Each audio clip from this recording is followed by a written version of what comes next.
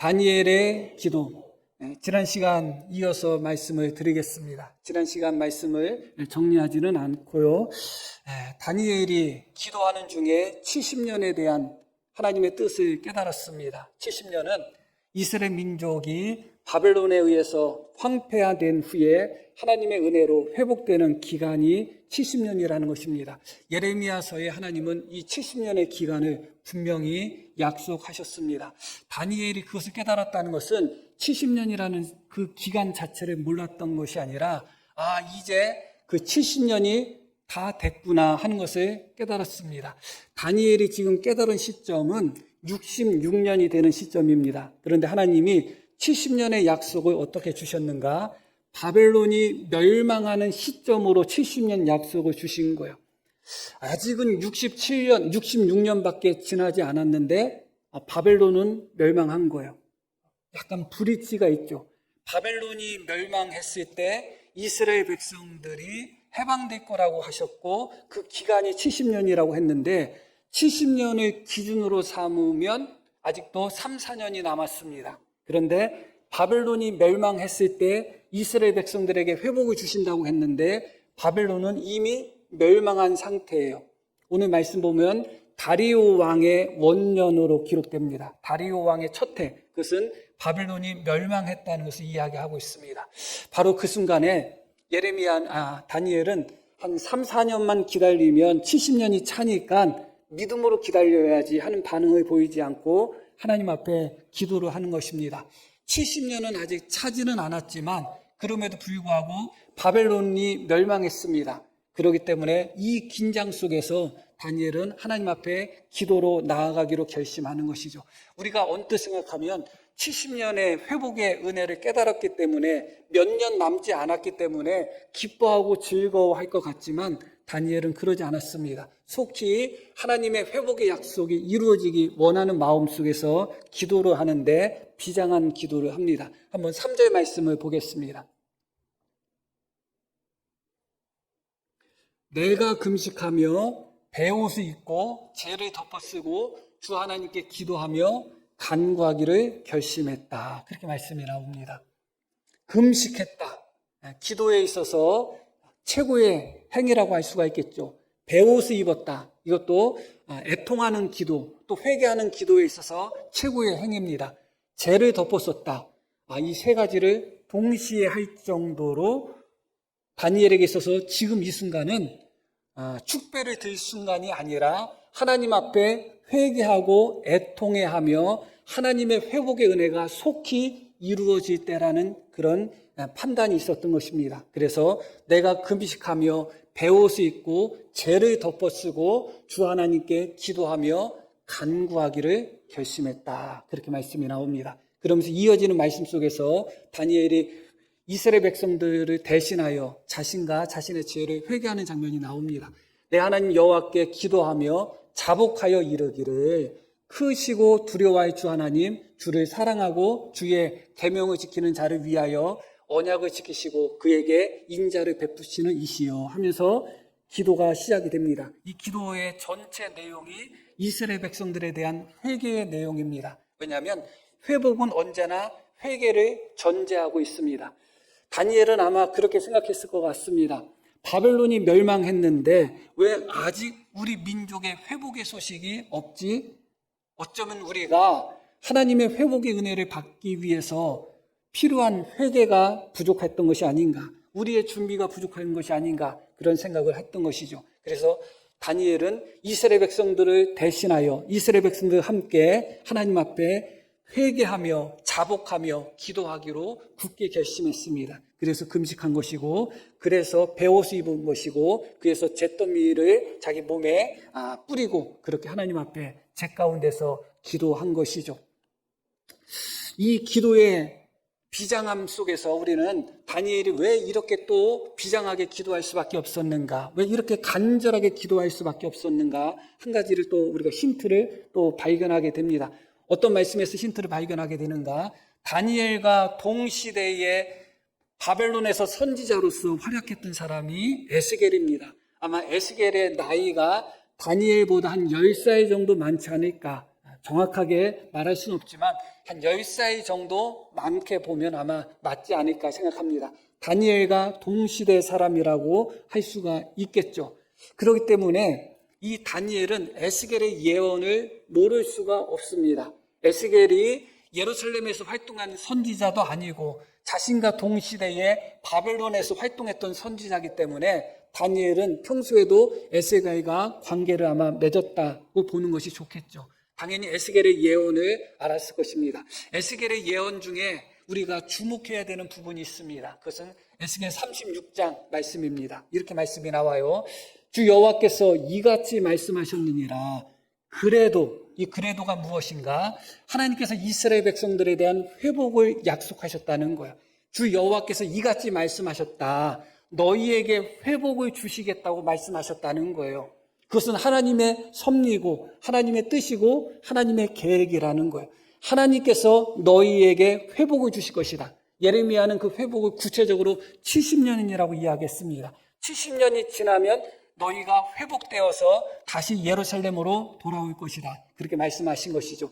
그렇게 하나님께서 이같이 말씀하셨느니라 하면서 이어지는 말씀이 그래도 하나님이 비록 약속하셨고 하나님이 비록 말씀하셨고 하나님이 너희를 회복시켜 준다고 그렇게 언약을 선포하셨음에도 불구하고 그럴지라도 이스라엘 족속이 이같이 자기들에게 이루어 주기를 내게 구하여야 할지니라. 너무나 놀라운 말씀이에요. 다니엘이 이 말씀을 들었을 때 금식 안 할 방법이 없는 거죠. 다니엘이 이 말씀을 깨닫고 생각했다면 베옷을 입지 않고 잿더미에 앉지 않을 방법이 없는 거예요. 70년이 다가왔다 할지라도 하나님이 약속하신 때가 다가와서 바벨론이 멸망했다 할지라도 그럴지라도 내가 너희에게 바벨론이 멸망하면 너희를 구원하고 회복하겠다고 약속했음에도 불구하고 그럴지라도 너희가 이렇게 되기를 나에게 간절히 구하지 않는다면 내가 이루어주지 않겠다는 거예요. 하나님의 약속은 언제나 우리의 기도를 통해서 집행되고 역사되는 것입니다. 하나님은 너무나 많은 우리를 위한 약속을 가지고 계시고 우리를 위한 은혜를 가지고 계십니다. 그러나 그 모든 은혜와 약속들은 언제나 우리의 기도를 통해서 집행된다는 것을 기억할 필요가 있습니다. 다니엘은 그것을 깨달은 것입니다. 아, 그렇구나. 하나님의 약속은 때가 됐으니 저절로 이루어지는 것도 아니고 때가 됐으니 저절로 성취되는 것도 아니고 내가 비록 너희에게 말을 하였다 할지라도 너희에게 약속했다 할지라도 그럴지라도 너희가 내게 이같이 될 수 있도록 이루어 주게 해달라고 나에게 구하여야 될 것이다. 그렇게 말씀하고 계신 것입니다. 다니엘은 이 말씀을 붙들고 기도했을 것입니다. 아, 그렇구나. 누군가는 깨달아야 되고 누군가는 기도해야 되는구나. 누군가는 70년이 찼다는 것을 깨달았다면 누가 기도해야 될까? 깨달은 사람이 기도해야 되겠구나. 그럴지라도 이같이 자기들에게 이루어 주기를 내게 구하여야 된다는 주님의 약속을 우리가 기억한다면 내가 기도해야 되겠구나. 그것이 바로 다니엘의 기도의 비장함이고 간절함의 원천이 된 것입니다. 너무나 중요한 거예요. 다니엘의 입장에서는 말씀드렸듯이 이미 바벨론이 멸망한 시점이에요. 바벨론이 멸망하면 이스라엘 백성들이 해방된다고 했는데 이스라엘 백성들에 대한 해방의 소식은 아예 시작도 안 되어 있습니다. 조바심이 났겠죠. 우리의 기도가 부족했을까? 우리의 회개가 부족했을까? 그 마음을 가지고 다니엘은 잿더미 속에서 금식하며 그렇게 하나님 앞에 기도를 한 것입니다. 그 기도의 내용이 길게 이어지고 있고 19절 말씀을 보겠습니다. 다니엘이 기도할 때 어떤 마음이었는지를 한번 보겠습니다. 주여 들으소서, 주여 용서하소서, 주여 귀를 기울이시고 행하소서, 지체하지 마옵소서. 지난주에도 보았던 말씀이죠. 주님 들어주십시오. 주님 용서하여 주십시오. 말씀드렸듯이 이스라엘 백성들의 회복은 회개에서부터 시작된다고 말씀을 드렸죠. 그렇기 때문에 용서하소서 그러는 거예요. 주님 귀를 기울여 주시고 주님 행하소서, 지체하지 마십시오. 바벨론이 이미 멸망했습니다. 주님, 지체하지 마옵소서.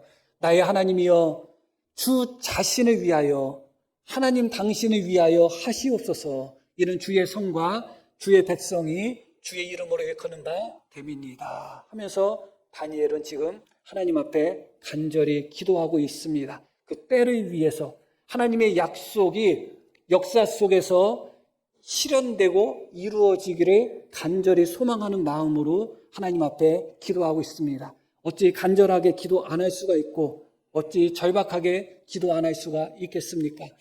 내가 기도하지 않으면 하나님의 약속이 지체될 수 있다고 생각한다면, 아니, 그것을 넘어서서 내가 기도하지 않으면 하나님의 약속이 무효화될 수도 있다는 그런 위기감을 느꼈다면 어찌 기도하지 않을 수가 있고 어찌 절박하지 않을 수가 있을까 생각합니다. 바로 다니엘이 그런 기도를 하고 있는 것입니다.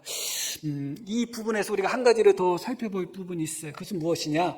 다니엘을 생각하면, 다니엘의 기도하면 떠오르는 장면이 있어요. 어떤 장면이 떠오르죠? 사자굴 앞에서라도 끝까지 기도를 멈추지 않았던 그런 다니엘의 모습이 떠오릅니다. 그것이 바로 6장에 나오는 내용이에요. 어떤 내용인가? 이때는 다니엘이 메대 바사의 총리로 세움을 받았습니다. 총리로 세움을 받았는데 총리가 3명이었어요. 3명이었다가 다리오 왕이 3명 중에 다니엘이 워낙 뛰어나니까 조금 시간이 지났겠죠. 얼마의 시간이 지났는지 모르지만 1년 이상은 지나지 않았을 겁니다. 다니엘이 하는 것을 보니 다른 2명의 총리하고는 비교가 안 되는 거예요. 그래서 이 다리오 왕이 다니엘을 가장 높은 총리 중에 총리로 삼으려고 딱 계획을 세웠습니다. 그러다 보니까 다른 정치적인 그런 경쟁자들이 다니엘이 왕 다음으로 2번째 높은 자리에 올라가겠구나 하는 생각을 한 거예요. 문제는 다니엘이 정통 바사 사람이 아니라는 것이 문제죠. 혈통은 포로로에서 끌려온 유대인의 혈통이잖아요. 기분이 나쁜 거예요. 같은 정통 혈통이어도 용납할까 말까인데 포로로 끌려온 인간이 왕 다음으로 가장 높은 자리에 앉는다고 생각하니까 마음이 상했던 거예요. 그래서 그들이 어떤 계략을 세우는가? 다니엘을 털어서 먼지 나면 좀 어떻게든 해보겠다 하고 털었는데 아무런 먼지가 나지 않았어요. 그래서 이 다니엘은 그 하나님의 율법, 그가 섬기는 하나님으로 말미암아 꼬투리를 잡기 전까지는 어떻게 할 방법이 없겠다 해서 계략을 세웁니다. 예전이나 지금이나 못된 인간들은 항상 못됐고 그렇게 계략을 세우고 못된 꾀를 내는 인간들은 벗어나지를 못합니다. 계속 그런 일을 하고 있죠. 그 계략의 내용이 무엇인가? 왕에게 가서 허영심을 자극하는 말을 합니다. 왕이 최고인데 한 달 동안 왕 외에는 어떤 신이나 어떤 사람에게라도 간구하거나 기도하거나 구하는 행위를 다 금지합시다. 그 순간에 이 다리오 왕이 생각할 때 자기 자신을 신보다도 더 높게 이렇게 축켜 세우니까 기분이 좋잖아요. 그러니까 다리오가 그렇게 하라 하고서 그 금지 명령을 발표합니다. 그런데 문제는 메대 바사의 법은 왕이라 할지라도 한번 선포된 그 법은 돌이킬 수가 없는 거예요. 고치지를 못해. 그래서 경계하지 못하는 법이라는 거예요. 자, 다니엘 6장 10절에 어떤 말씀인가? 바로 그 조서에 왕의 도장이 찍힌 것을 다니엘이 알고서 이렇게 시작됩니다. 알고서란 얘기는 그 조서를 어기는 순간 다니엘은 죽을 수밖에 없다는 것을 알았다는 것입니다. 자신이 조서를 어기면 사자굴에 들어가서 사자밥이 될 수밖에 없다는 것을 다니엘이 알았다는 거예요. 그게 중요한 거죠. 몰라가지고 깜빡해가지고 그런 행동을 한 것이 아니라 알았다가 중요합니다. 이렇게 말씀이 나와요. 다니엘이 조서에 왕의 도장이 찍힌 것을 알고도 자기 집에 돌아가서는 윗방에 올라가 예루살렘으로 향한 창문을 열고 전에 하던 대로 하루 3번씩 무릎을 꿇고 기도하며 그의 하나님께 감사하였더라. 저는 예전에 이 말씀이 참 이해가 안 됐어요. 그런데 지금은 이해가 됩니다. 우리 성도님들은 이해가 되시는지 모르겠네요. 제가 생각하는 관점과 성도님들이 생각하는 관점이 아마 다를 것입니다. 그것은 무엇인가? 이게 평소에 다니엘의 경건의 모습이었다면 도저히 이해하기가 어렵습니다. 너무나 비장해요. 상황이 단순한 상황이 아니죠. 어떤 상황이에요? 30일 동안 누구든지 왕 외에 다른 존재에게 구하는 자에게는 사자굴에 넘기겠다는 거예요. 자, 그것을 알면 어떻게 해야 될까요? 다니엘처럼 윗방으로 올라가서 예루살렘을 향한 창문을 열고 모든 사람이 다 보도록 전에 하던 대로 3번씩 무릎 꿇고 기도하는 것. 이게 신앙을 지키는 것인가요? 물론 신앙을 지킨 것이죠. 그러나 이것은 일상의 기도로서는 합당하지는 않아요. 제가 보기에는 그렇습니다. 하나님은 은밀한 중에 들으시는 하나님이고 보시는 하나님입니다. 뱀처럼 지혜롭고 비둘기처럼 순결하라고 말씀하셨습니다. 예수님은 겟세마네에서 땀방울이 핏방울이 되도록 기도하셨습니다. 날마다 그렇게 기도하셨나요? 날마다의 기도가 겟세마네의 기도가 될 수는 없는 것입니다. 일상에서는 일상의 기도가 필요한 것이고 비상에서는 비상의 기도가 필요한 것입니다. 이것은 일상에서 나의 경건의 습관을 지키기 위한 행동으로서는 너무 지나칩니다. 요즘 신의 악단이라는 영화가 아직도 상영을 하고 있는데 많은 사람들이, 많은 기독교인들이 보고 있습니다. 북한 내에서 예수 믿는 사람들의 이야기를 다룬 것이고 우리는 흔히 지하교회라고 이야기합니다. 신의 악단은 지하교회에 대한 모습을 대놓고 이야기하지는 않습니다. 북한의 지하교회 있는 성도들이 어떻게 신앙생활을 해야 될까요? 우리가 지하에서 신앙생활하는 것은 비겁한 거야. 신앙을 안 지킨 거야. 하나님을 부인하고 욕되는 행동이야. 드러내놓고 기도하고 드러내놓고 찬양하고 드러내놓고 예배 드려야 돼. 그게 합당할까요? 그게 합당한 신앙일까요? 예수 믿는 사람들을 박해하고 죽이는 곳에 선교사가 파송됐는데 저들을 두려워해가지고 몰래 하나님 말씀 전하면 안 돼. 다 보는 앞에서 하나님 말씀 전하고 선포해야 돼. 그게 합당할까요? 예수님은 제자들을 파송하면서 첫 번째 하신 말씀이 뱀처럼 지혜로워야 된다. 비둘기처럼 순결하라고 하는 거예요. 엘리야 당시에도 엘리야가 인정하지 않았던 7,000명이라는 바알에게 무릎 꿇지 않은 사람들이 있었습니다. 그뿐만 아니라 선지자 100명은 오바댜라는 엘리야의 국내 대신에 의해서 굴에 숨어서 위험한 순간을 넘겼습니다. 다 쓸모없고 비겁한 선지자였을까요? 그렇게 볼 수는 없습니다. 북한 지하교회에 있는 성도들은 하나님을 부인하고 믿음이 없는 그런 아주 연약한 자들일까요? 그렇게 말할 수 없습니다. 예수님도 마찬가지입니다. 예수님이 사역하실 때 초기부터 어려움을 몇 번 당하셨어요. 예수님을 죽이려고 했던 자들이 있었고 그런 사건들이 몇 번 있었습니다. 돌로 치려고도 하고 벼랑에서 밀쳐서 떨어뜨리려고도 하고 했습니다. 그때 주님이 어떻게 했나요? 돌로 치려면 쳐라. 안 그러셨어요. 나를 벼랑에 밀쳐서 죽이려면 죽여라. 안 그러셨어요. 그때 피하셨다. 그곳에 떠나셨다고 이야기해요. 그것은 적나라하게 번역을 하면 도망가셨다는 거예요. 그러나 마지막 십자가에 앞두고서는 어떻게 하셨어요? 도망가지 않으셨죠. 비장한 순간이 찾아왔을 때는 비장한 결단이 필요한 거예요. 때가 찾아왔을 때는 그 때의 합당함이 필요한 거예요. 이 말씀이 우리가 평소에 신앙을 지키고 믿음을 지키는 평소 신앙의 모범으로 제시된다면 제가 보기에는 이 말씀을 올바로 해석했다고 보여지지 않는 겁니다. 그렇게 보기에는 이 기도 자체가 너무나 비장합니다. 만약에 다니엘이 조서에 어인이 찍힌 것을 알고 내가 비록 30일 동안 조서가 누구에게 기도하면 사자굴에 던진다고 했으니 내가 사자굴에 빠져서 혹시 잘못되면 안 되니까 그 기도를 이제 그 기간 동안 30일 동안 은밀하게 하나님께 해야 되겠다. 다니엘에게 돌을 던질 수 있는 사람이 있을까요? 저는 이 모습 속에서 다니엘의 신앙의 절개의 모습도 발견하지만 이것이 만약에 일상의 모습이라면 너무나 불편합니다. 오히려 외골수적인 그런 모습을 발견하게 되는 거예요.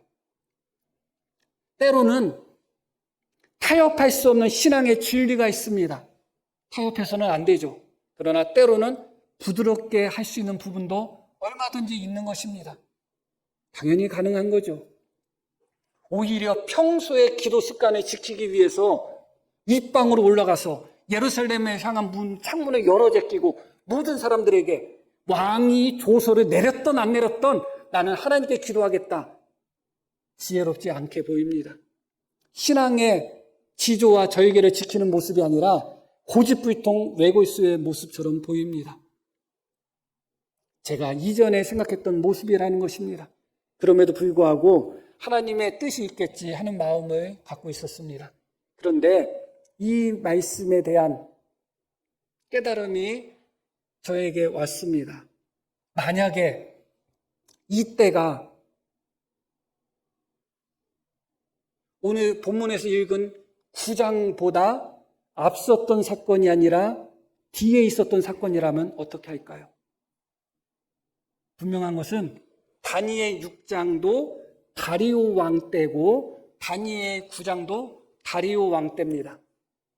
그런데 오늘 읽으신 다니엘 9장은 다리오 왕 원년 첫 해가 2번씩 강조되어 있습니다. 그러나 6장에서는 그것이 나와 있지 않아요. 말씀을 드렸듯이 6장에는 어떤 내용인가? 다니엘이 다리오에 의해서 메데바사의 총리로 세워지는데 3명 중 1명으로 세워졌다고 말씀드렸어요.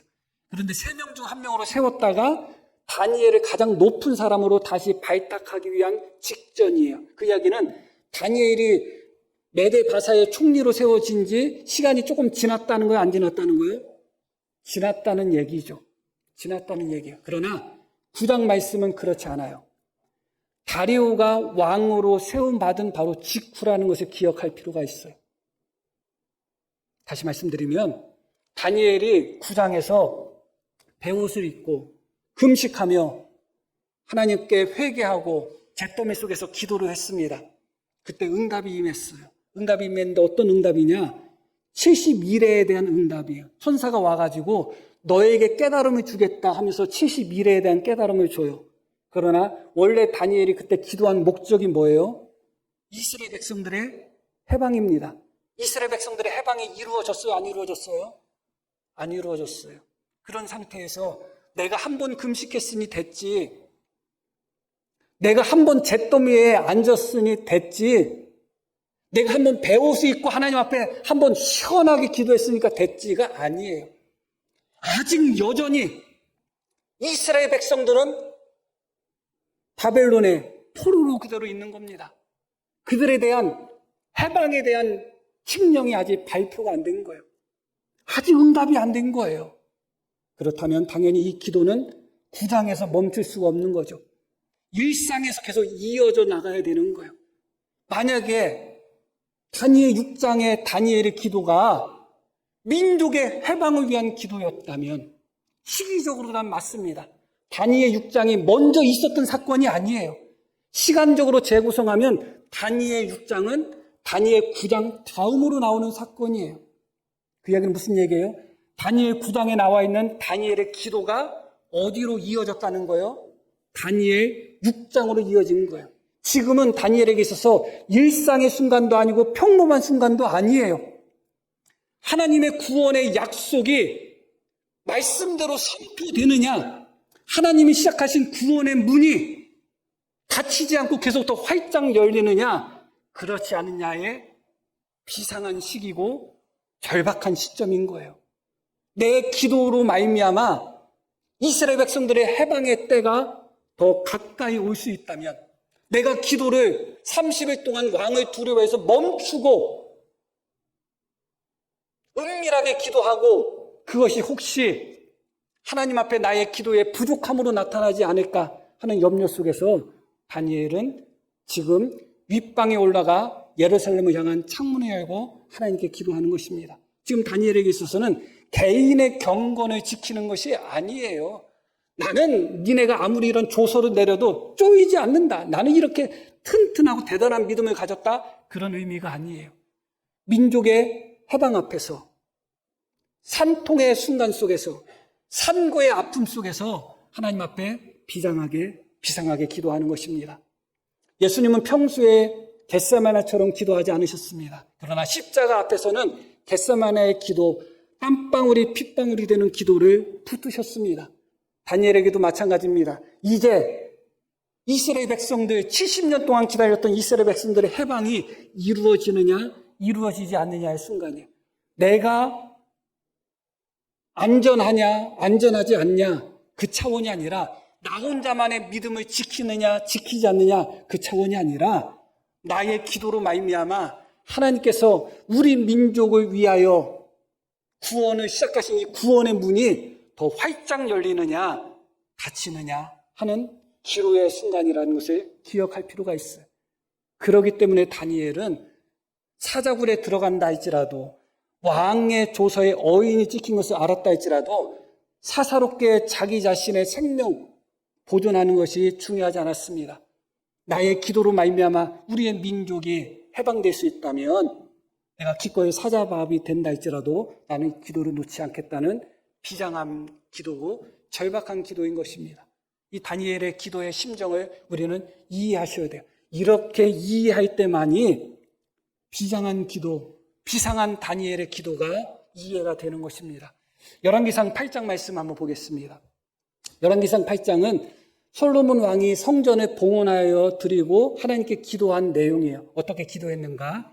자기를 사로잡아간 적국의 땅에서 온 마음과 온 뜻으로 주께 돌아왔어. 뭐라고 이야기해요? 자기를 사로잡아간 적국의 땅. 지금 다니엘이 어디에 있어요?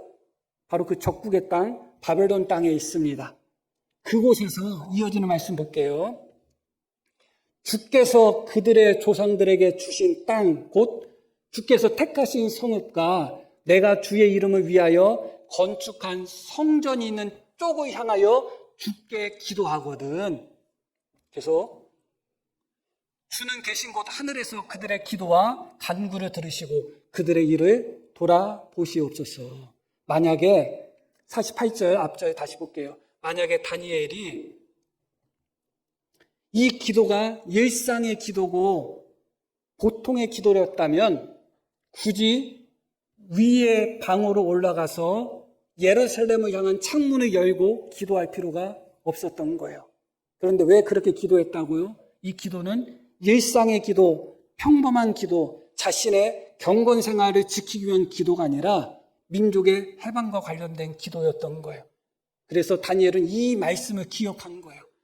그들이 끌려간 곳, 잡혀간 그 땅에서 이 말씀을 기억하고 어떻게 하면 주께서 그들의 조상들에게 주신 땅, 곧 주께서 택하신 성읍과 주께서 택하신 성읍이 어디예요? 예루살렘이죠. 내가 주의 이름을 위하여 건축한 성전이 있는 그쪽을 향하여 주께 기도하면 응답해 주십시오. 그게 솔로몬의 기도였던 것입니다. 은밀하게 하나님이 기도하면 하나님이 듣지 않으셨을까요? 들으셨겠죠. 그런데 다니엘 마음속에는 이 말씀을 기억할 때 내가 은밀하게 기도하는 것보다 이 순간에는 이 말씀을 의지해서 예루살렘을 향하여 창문을 열고 그쪽을 향하여 기도하면 하나님이 들어주신다고 했기 때문에 내 기도가 더 효과적으로 응답받도록 기도해야 되겠다는 마음이 있었던 거예요. 우리가 기도할 때 서서 기도할 수도 있고 그냥 앉아서 기도할 수도 있고 무릎 꿇고 기도할 수도 있고 그렇습니다. 그런데 성경은 무릎 꿇고 기도하는 기도를 더 간절한 기도로 합니다. 일상에서는 그냥 앉아서 기도할 수도 있겠죠. 그런데 정말 절박한 기도의 제목이 있을 때는 평소에 앉아서 기도했던 분도 무릎 꿇고 기도하는 거예요. 그래야지 조금이라도 더 응답해 줄 수 있지 않을까 하는 마음이 있는 거예요. 내가 비록 이 30일 기간 동안 은밀하게 기도해도 하나님은 들어주시고 하나님은 기억하실 거야. 다니엘이 몰랐을까요? 알았죠. 그러나 그럼에도 불구하고 이 약속의 말씀을 의지해서 예루살렘을 향한 창문을 열고 예루살렘을 바라보면서 기도하면 하나님이 혹시 더 응답해 주지 않을까? 그 응답의 기간이 더 짧아지지 않을까? 그 마음속에 자신의 안위는 두 번째로 밀려났던 것입니다. 내 안위가 첫 번째가 아니라 이 기도의 응답이 첫 번째고, 기도의 응답을 가장 확실히 조금이라도 더 받을 수 있는 방법이 하나님이 원하는 방법대로 기도해야 되잖아요. 그래서 다니엘은 금식했고 잿더미 위에 앉고 베옷을 입고 하나님이 더 원하시는 방법을 한 겁니다. 그리고 일상의 기도 속에서도 다니엘은 비록 왕의 도장이 찍힌 것을 알면서도 이 말씀을 기억하며 예루살렘을 향하여 기도한 것입니다. 그렇기 때문에 다니엘이 언뜻 보면 일상적이고 평범한 그런 순간에 은밀하게 기도해도 충분할 텐데, 지혜롭게 기도해도 충분할 텐데 왜 이렇게 무모한 짓을 했는가 하는 생각을 하게 되지만, 이 순간은 다니엘에게 있어서는 무모한 순간이 아니었습니다. 내 목숨을 내어놓는다 할지라도 죽으면 죽으리라는 마음으로 내가 이 민족을 위해서 기도를 조금이라도 더 앞당길 수 있는 기도를 할 수 있다면 나는 기꺼이 예루살렘을 향하여 창문을 열고 기도하겠다 하는 그런 마음이었던 거죠. 너무나 소중했던 마음인 것입니다. 에스겔 14장 14절 말씀 한번 볼까요? 비록 노아, 다니엘, 욥 이 세 사람이 거기에 있을지라도 그들은 자기의 공의로 자기의 생명만 건지리라. 나 주 여호와의 말이니라. 너무나 중요한 말씀이에요. 이스라엘 백성들을 결코 하나님이 용서하지 않고 심판하겠다는 말씀이에요. 비록 노아가 이스라엘 백성들을 위하여 구한다 할지라도, 다니엘이 이스라엘 백성들을 위하여 구한다 할지라도, 욥이 이스라엘 백성들을 위하여 구한다 할지라도 그들은 자기만 건짐을 받을 것이다. 심판을 피할 수 없다. 그런 의미예요. 큰 틀에서는. 그런데 여기서 누가 해당이 돼요? 다니엘이 해당이 돼요. 노아는 이미 죽은 사람이에요. 욥은 또 이미 죽은 사람이고 이스라엘 백성들과 전혀 상관없는 사람이에요. 그런데 다니엘은 지금 이스라엘 백성들의 멸망 직전에서 하나님께 선택받은 사람이에요. 그리고 지금 이 순간 다니엘은 어디에 있었는가? 왕궁에 있었습니다. 바벨론 왕궁에서 가장 높은, 꼭 왕궁은 아니지만 왕궁 생활했다는 의미가 아니라 가장 높은 관리 중에 한 명이었다는 의미예요. 권력이 있었죠. 다니엘은 바벨론에서 정치적인 힘이 있었습니다. 그러나 다니엘이 그의 정치적인 힘으로 이스라엘 백성들의 멸망을 막을 수는 없었던 거예요. 다니엘이 기도하지 않았을까요? 기도했겠죠. 이 말씀을 다니엘이 들었을 때, 이 말씀은 다니엘이 살아있을 때 에스겔이 했던 말씀이니까 다니엘이 그곳에 있어도 구원하지 못할 거야 하는 말씀을 들었을 때 다니엘이 어떤 마음이었을까요? 어떤 절망을 품었을까요? 내가 이스라엘 백성들의 심판을 막을 수 없구나. 내가 아무리 기도해도 이스라엘 백성들의 심판을 막을 수는 없구나. 힘 있는 자의 절망이 느껴지지 않나요? 다니엘은 크게 힘이 있었던 사람입니다. 크게 경건했던 사람이에요. 그러나 다니엘의 경건함과 기도로서도 이스라엘 백성들의 심판을 막을 수는 없는 거예요. 다니엘의 정치적인 그런 지혜로서도 이스라엘 백성들의 심판을 막을 수는 없었습니다. 그런데 다니엘이 지금 깨달았어요. 무엇을 깨달았는가? 내가 이스라엘 백성들의 심판을 막을 수는 없지만 하나님이 이스라엘 백성들을 회복시켜주는 회복의 때는 내가 혹시 앞당길 수 있지 않을까를 깨달은 거예요. 그게 너무나 놀라운 거예요. 그게. 비록 내가 이스라엘 백성들을 심판해서 내가 건지거나 그들이 심판받는 것을 막아서지는 못했지만 그 순간에 다니엘은 크게 절망하고 평생의 마음의 상처로 살았을 겁니다. 내가 이 민족에서 아무것도 못했구나.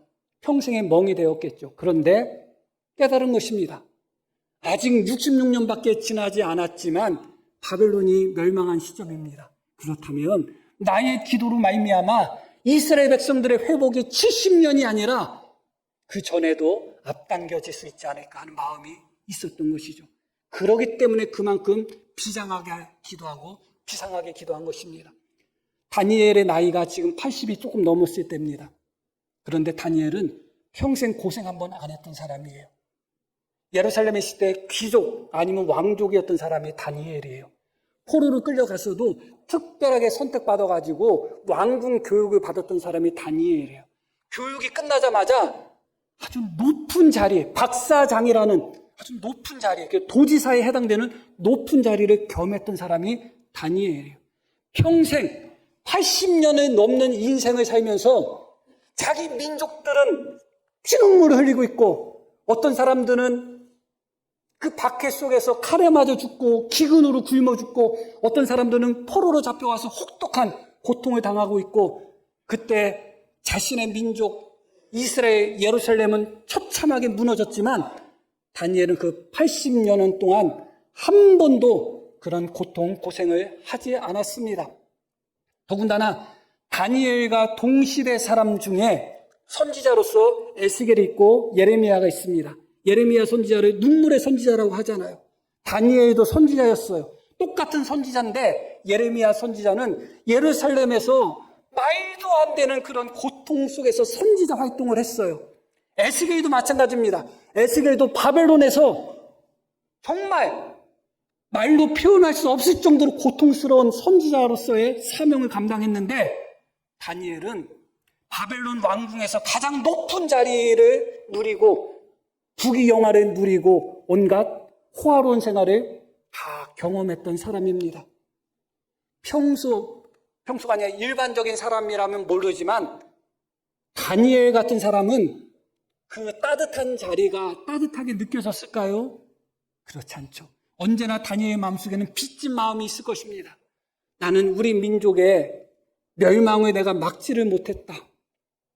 그러고 우리 민족이 멸망하고 고통당하고 죽음을 당하는 그 현장 속에서 나는 바벨론 가장 중심부에서 가장 좋은 것을 누리면서 살았다. 같은 선지자인 에스겔이나 예레미야는 피눈물 흘리면서 그렇게 고통 속에서 선지자 활동을 했지만 나는 이곳에서 호의호식하며 부귀영화를 누렸다. 이게 다니엘 같은 사람 마음속에 기분이 좋았을까요? 좋지 않아요. 살아남은 자의 죄책감이라는 것이 있어요. 모든 사람이 죽을 때 나 혼자 살아났으면 좋다는 마음도 있지만 나 혼자 산 것에 대한 죄책감이 있는 거예요. 모든 백성들이 고통당하고 칼에 맞아 죽고 기근으로 죽는 현장 속에서 포로로 잡혀가는 현장 속에서 다니엘은 가장 좋은 것들만 누렸습니다. 같은 선지자들이 피눈물 흘리고 고통당하면서 사역할 때 다니엘은 온갖 좋은 것을 누렸어요. 이것이 다니엘에게 있어서는 평생 빚이에요. 지금 이 순간 다니엘에게 있어서는 내 생명이 중요하지 않아요. 오히려 평생 진 이 부채, 이 빚을 탕감할 시간입니다. 이미 80이 넘었고 그럼에도 불구하고 다니엘은 너무나 좋은 것들만 누렸습니다. 마지막 내 인생을 우리 민족을 위해서 바친다고 해도 뭐가 아쉽겠냐 그거예요. 내가 사자굴에 물려 죽는다 해도 뭐가 그렇게 대단하겠는가 그거예요. 오히려 다니엘에게 있어서는 지금 이 순간은 빚을 갚는 시간입니다. 하나님 앞에 그래서 감사했을 거로 저는 생각합니다. 하나님 고맙습니다. 마지막으로 내가 이 민족을 위해서 빚을 갚을 수 있는 그런 기회를 주셨으니 감사합니다. 하나님 마지막으로 내가 이 민족을 위해서 사자밥이 되는 한이 있어도 그들을 위하여 기도할 수 있는 그런 길을 허락해 주셔서 감사합니다. 그것이 다니엘의 기도였던 것이죠. 그렇기 때문에 그렇게 비장하고 비상했던 것입니다. 우리가 이 말씀을 통해서 몇 가지를 살펴보았습니다. 결론적으로 짤막하게 한 말씀을 드린다면 결국은 하나님이 예레미야를 통해서 약속한 기간은 70년이었습니다. 그런데 이스라엘 백성들이 몇 년 만에 해방을 맞이했는가? 67년에 해방을 맞이했어요. 다니엘이 이 말씀을 깨닫고 기도했을 때가 언제라고요? 66년에 깨닫고 기도했는데 그 다음 해에 고레스 왕이 칙령을 내려서 고레스 왕이 즉위하자마자 뭐라고 나오냐면 고레스 왕 원년이라고 나와요. 그 대국의 큰 나라에 왕이 취임했던 첫 해에 그가 했던 첫 번째가 무엇이냐? 이스라엘 백성들 다 해방시켜. 그게 고레스 왕이 첫 번째 했던 칙령이었어요. 이게 우연일까요? 어찌 이게 우연이라고 할 수가 있겠어요? 그 대제국의 왕으로 취임하자마자 할 게 없어가지고 이스라엘 백성들을 해방시키라는 칙령을 가장 첫 번째 내리겠어요? 그렇지 않죠. 저는 이 부분에 있어서 다니엘의 기도가 헛되지 않았다고 생각합니다. 하나님은 히스기야의 기도를 들으시고 다윗의 기도를 들으시고 이스라엘 민족을 구원하시기도 했습니다. 하나님은 모세의 기도를 들으시고 이스라엘 백성들을 광야에서 건지시기도 했습니다. 다니엘은 모세와 히스기야와 다니엘과 나란히 할 수 있는 사람이었습니다. 다니엘의 기도가 전혀 상관없다고 말할 수 없을 것입니다. 70년이 채워지지 않고 66년에 깨닫고 기도했던 다니엘의 기도 시작이 그의 비장하고 비상한 기도가 67년인 그 다음 해에 이스라엘 백성들이 67년 만에 해방되는 것으로 이루어졌다는 것 다시 한번 우리가 기억하며 하나님 앞에 우리의 기도가 다니엘 같은 그런 기도가 되지 못한다 할지라도 언제나 기도로서 하나님의 일에 동참할 수 있는 우리 모두가 되기를 축복합니다. 기도로서 우리의 빚을 좀 탕감받을 수 있는, 우리의 빚을 좀 부채를 좀 갚아 나갈 수 있는 우리 모두가 되기를 다시 한번 축복합니다. 자, 우리 들으신 말씀 기억하며 우리 함께 기도합니다.